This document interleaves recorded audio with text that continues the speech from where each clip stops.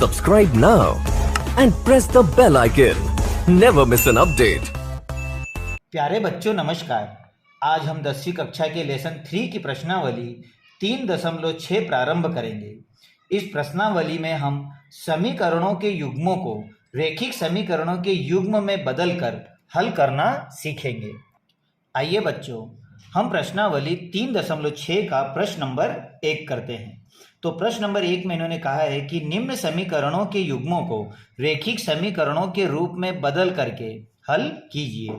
तो बच्चों, हमें सबसे पहले तो इन समीकरण युग्मों को रैखिक समीकरण युग्म में बदलना है, क्योंकि यह समीकरण मुझे रैखिक समीकरण युग्म के रूप में नहीं दिए हैं। तो पहले हम इसे रैखिक समीकरण में बदलेंगे और उसके बाद हमने जो पिछली प्रश्नावलियों में प्रतिस्थापन, विलोपन या वज्र गुणन विधि की थी, उनमें से किसी एक मेथड का इस्तेमाल करके इसको हल करेंगे। तो बच्चों, हम सबसे पहले तो ये समझ लें कि इसको रैखिक समीकरण में हम कैसे बदले।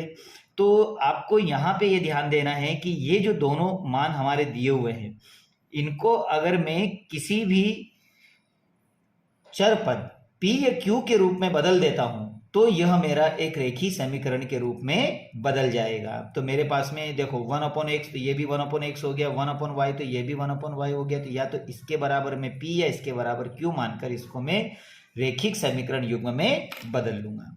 तो मैं यहाँ पर इसको सॉल्व करता हूं। तो मैं सबसे पहले तो 1/2 को अगर ब्रैकेट से बाहर करता हूं तो 1/2 को अगर मैं करता हूं तो मेरे पास 1/x बचेगा। अगर मैं इनका मल्टीप्लाई करता हूं तो वापस यही चीज मुझे मिल जाएगी। ठीक उसी तरह से 1/3 को मैं बाहर कर लेता हूं तो मेरे पास 1/y बचेगा और शेष में बचेगा मेरे पास 2। ठीक उसी तरह से यहां से भी वही चीज करना है मुझे। 1/3 को बाहर कर लो तो ब्रैकेट में बच जाएगा 1/x प्लस उसी तरह से 1/2 को बाहर कर लीजिए तो मेरे पास बचेगा 1/y और इक्वल में 13/6। अब बच्चों यहाँ पर 1/x, यहाँ पे 1/y और 1/y, तो मैं इसके बराबर x और इसके बराबर y मान लेता हूँ। बच्चों, ये जो चीज मैं मान रहा हूं इसे आप ध्यान रखना, क्योंकि आगे सवाल हल करने में मुझे इसकी आवश्यकता पड़ेगी। तो मैं मान लेता हूं कि 1/x बराबर में मान लेता हूं p, उसी तरह से 1/y बराबर में मान लेता हूं q। तो बच्चों, अगर 1/x बराबर आपने p माना है तो ये पूरी वैल्यू p में बदल जाएगी और ये वैल्यू पूरी q में बदल जाएगी। तो देखो बच्चों, में इसको कैसे करना है हमें। तो ये तो हो जाएगा मेरे पास में p/2 में कन्वर्ट हो जाएगा। अगर मैं इसका नाम यहाँ पे p रख देता हूं तो p का मल्टीप्लाई 1 करोगे तो p आएगा और 2 तो ऑलरेडी यही सही, तो p/2 प्लस उसके बाद में ये हो जाएगा हमारे पास में q/3 और इक्वल में 2। अब मैं इसको बदल देता हूं तो मैं क्या लिखूंगा, p/3 प्लस q/2, यहाँ पे q/2 हो जाएगा और बराबर में 13/6। अब मैं सबसे पहले बच्चों इसे देखना, मैं इसे रेखीय समीकरण में बदलूंगा, उसके बाद इसे रेखीय समीकरण बदलूंगा। तो मैं इसको अगर रेखीय समीकरण में बदलता हूं तो इसे देख लो, या करके मैं यहाँ लिख देता हूं। तो इसे रेखीय समीकरण में जब मैं बदलता हूं तो इन दोनों का मैं एलसीएम लूंगा। तो इन दोनों का एलसीएम क्या हो जाएगा, 3 3 3 दूनी मेरे पास 6 हो जाएगा। एलसीएम लेने के बाद ये 3 इधर और इधर क्रॉस मल्टीप्लाई करेगी, तो 3 का इधर मल्टीप्लाई करोगे तो मेरे पास होगा 3p प्लस 2 का इधर करोगे तो ये हो जाएगा 2q और बराबर में बचेगा 2। अब जब 6 का इधर मल्टीप्लाई करोगे तो आपके पास में एक रेखीय समीकरण बनेगा, वो हो जाएगा 3p प्लस 2q बराबर 6 6 6 दूनी 12। तो बच्चों, आपने इससे यह रेखीय समीकरण नंबर 1 बना लिया।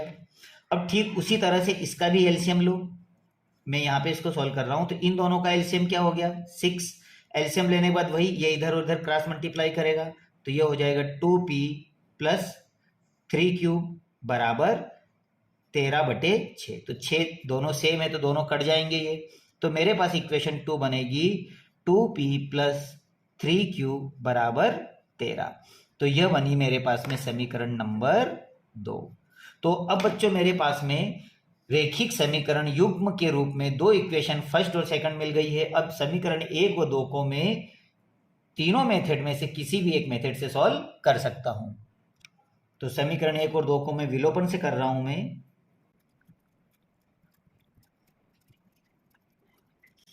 तो समीकरण 1 और 2 को जब मैं विलोपन से हल करूंगा, समीकरण 1 क्या है आपके पास, समीकरण 1 और 2 लिख लीजिए।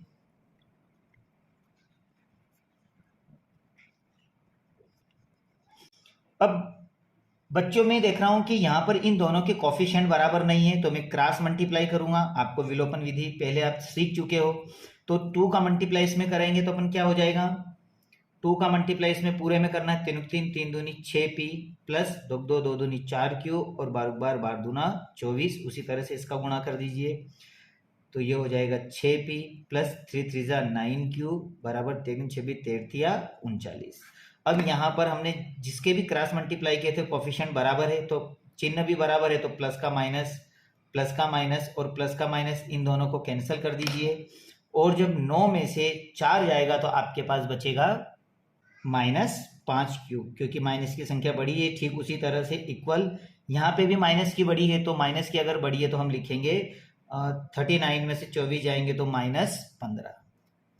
तो यह तो मेरे पास में, अब ये जो q के साथ 5 मल्टीप्लाई कर रहा है तो यहाँ आके क्या कर लेगा, डिवाइड कर लेगा। इसे यहाँ देखिए सवाल को, तो ये हो जाएगा हमारे पास में q बराबर -15 अपॉन में -5, ये दोनों कटेगा तो q का मान आ जाएगा 5 3 15 और माइनस से माइनस भी कैंसिल हो गया, तो ये हमारा q का मान आया। अब q का मान हम रख देते हैं समीकरण नंबर 1 में।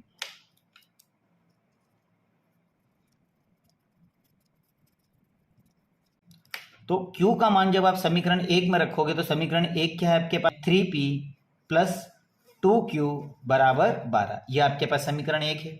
अब इसमें जहां भी q आया वहां पर आप 3 लिख दीजिए, तो 3p प्लस 2 मल्टीप्लाई q का वैल्यू आपने 3 निकाल ली है, ये हो गए 12। अब ठीक उसी तरह से जब इसको सॉल्व करोगे तो आपके पास में आ जाएगा 3p प्लस 3 3 3 दूनी 6 बराबर 12, और जब इसको सॉल्व करोगे तो आपके पास में आएगा 3p बराबर 12 और 6 का पक्षांतरण करोगे तो -6। तो इस तरह से p बराबर 12 में से 6 गए तो आपके पास बचेंगे 6 और ये मल्टीप्लाई हो रहा था यहाँ डिवाइड हो जाएगा, तो p का मान आ जाएगा 3 3 3 दूनी 6 और q का मान आया 3। तो आपने यहाँ पर p का मान भी निकाल लिया और q का मान भी निकाल लिया, लेकिन यह आपके आंसर नहीं है क्योंकि आपकी इक्वेशन XY में, तो आपका आंसर भी XY माना चाहिए। तो बच्चों इसके लिए मैंने आपको कहा था कि आपने जो चीज पहले मानी थी उसके ऊपर ध्यान देना। आपने यहां पर पहले क्या माना था, आपने माना था कि 1/x बराबर आपने p माना था, वहीं पर आपने 1/y बराबर q माना था। तो p और q की वैल्यू यहां रख दीजिए तो XY में कन्वर्ट हो जाएगा। तो 1/x बराबर p का मान आपने क्या निकाला 2, जब इसका क्रॉस मल्टीप्लाई करोगे तो ये होगा 2x बराबर 1। तो इस तरह से x बराबर 1/2, ये आपका पहला आंसर आया। ठीक उसी तरह से यहाँ पर 1/y और q का मान आपने क्या निकाला 3, ये क्रॉस मल्टीप्लाई करेगा तो 3y बराबर 1, तो y बराबर 1/3। तो इस तरह से आपने x का और y का दोनों के ही मान निकाल लिए। तो दिए गए समीकरणों का अभिष्ट हल हमारे पास क्या आया, 1/2 और 1/3।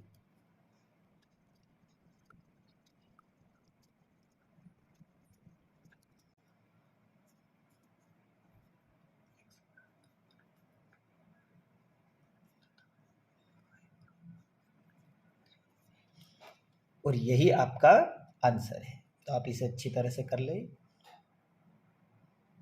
प्यारे बच्चों नमस्कार। अब हम करेंगे प्रश्नावली 3.6 के प्रश्न नंबर 1 का दूसरा सवाल। तो बच्चों सवाल जैसे रूट में ये दिया हुआ है, तो सवाल देखकर कभी ये ना सोचे कि सवाल टफ होगा। हम इस सवाल को बहुत ही इजी तरीके से करेंगे और काफी सिंपल तरीके से हम इस सवाल को सॉल्व करेंगे। तो क्वेश्चन नंबर 2 में इन्होंने दिया है मुझे कि 2/√x प्लस 3/√y बराबर 2 और 4/√x माइनस 9/√y इक्वल -1, और इसे मुझे रेखिक समीकरण युग्म में बदलना है, क्योंकि अभी ये रेखिक समीकरण युग्म में नहीं है, तो मुझे रेखिक समीकरण युग्म में बदलकर इसको हल करना है। तो बच्चों इसके लिए मैं इस 2 को रूट ब्रैकेट के बाहर ले लूंगा और 3 को भी ब्रैकेट के बाहर, यहाँ से 4 और 9 को ले लूंगा और इन दोनों को मैं इक्वल करने की कोशिश करूंगा। तो आइए हम इस सवाल को हल करें। तो मैं 2 को अगर ब्रैकेट के बाहर करता हूँ तो मेरे पास बचता है 1/√x, क्योंकि 2 तो बाहर हो जाएगा, इन दोनों को मल्टीप्लाई करोगे तो वापस यही आ जाएगा। उसी तरह से जिस तरह से हमने 2 को बाहर किया है, यहाँ से हम 3 को बाहर कर लेते हैं। तो 3 को बाहर करोगे तो 1/√y बचेगा और इक्वल में आ जाएगा हमारे पास 2। सेम वैसे ही यहाँ से 4 निकाल लीजिए, तो आपके पास बचेगा 1/√x ब्रैकेट बंद, माइनस 9 को बाहर कर लीजिए तो यहाँ बचेगा 1/√y और बराबर -1। तो बच्चों यहाँ से जब मैंने 2 को 3 को 4 को 9 को बाहर किया तो देखिए ये हमारे मान इक्वल आ गए, और अगर इक्वल आ गए तो इनके बराबर हम p और q मान सकते हैं। तो मैं 1/√x और 1/√y के बराबर p और q मान लेता हूं। तो जो हम ये मान रहे हैं इसे ध्यान रखना, क्योंकि आगे हमें एक काम आने वाला है। तो मान लेते हैं अपन की माना 1/√x बराबर में मान लेता हूं p, मतलब ये पूरा p के बराबर हो जाएगा, और 1/√y बराबर में मान लेता हूं q।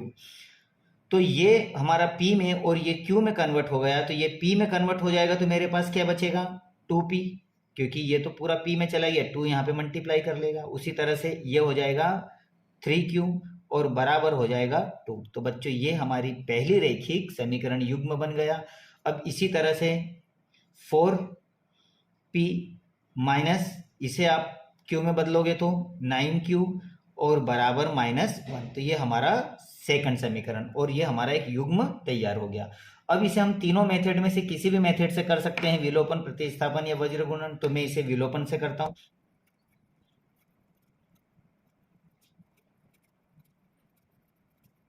तो विलोपन विधि से हल करने के लिए बच्चों में क्या ध्यान रखता हूं कि या तो p का या फिर q का कोफिशिएंट बराबर होना चाहिए, और अगर नहीं है तो मैं किसी भी एक कोफिशिएंट को p या q वाले कोफिशिएंट को लेके क्रॉस मल्टीप्लाई कर दूंगा। तो 4 का मैं ऊपर और 2 का मैं करूंगा नीचे।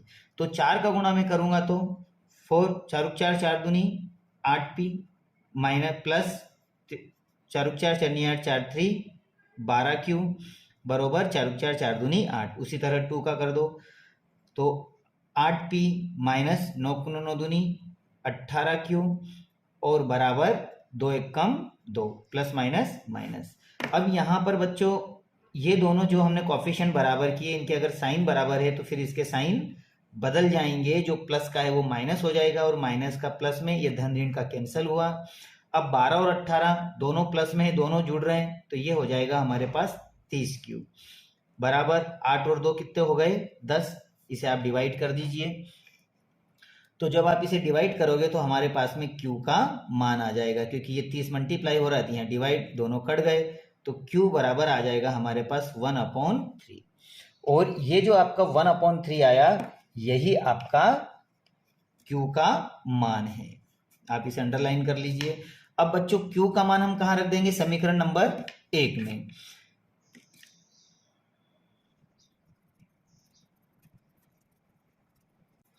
तो समीकरण 1 क्या है आपके पास में, 2p प्लस 3q बराबर 2। इसमें जहां भी q आया है, q का मान आपने 1/3 है तो यहाँ 1/3 रख दीजिए।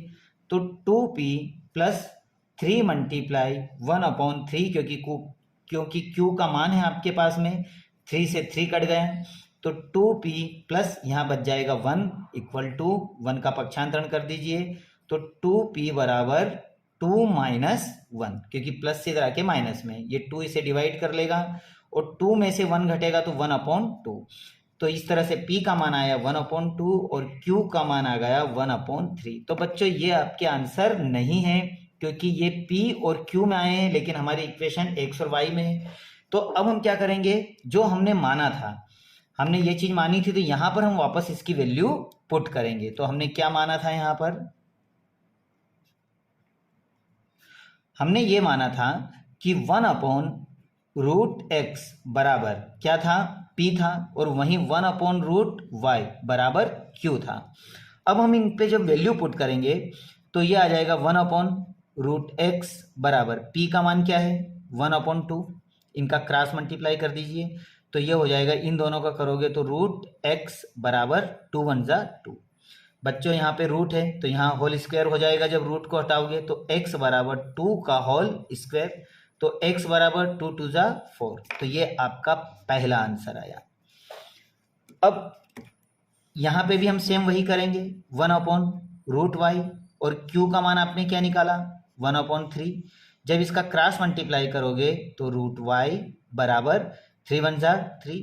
अब रूट को हटाओगे तो होल स्क्वायर में हो जाएगा, तो y बराबर हो जाएगा 3 का होल स्क्वायर, रूट हट जाएगी तो y बराबर आ जाएगा 3 3 जा 9। तो ये आया हमारा y का मान। तो बच्चों दिए हुए समीकरणों का अभिष्ट हल हमारे पास क्या हो गया 4 और 9।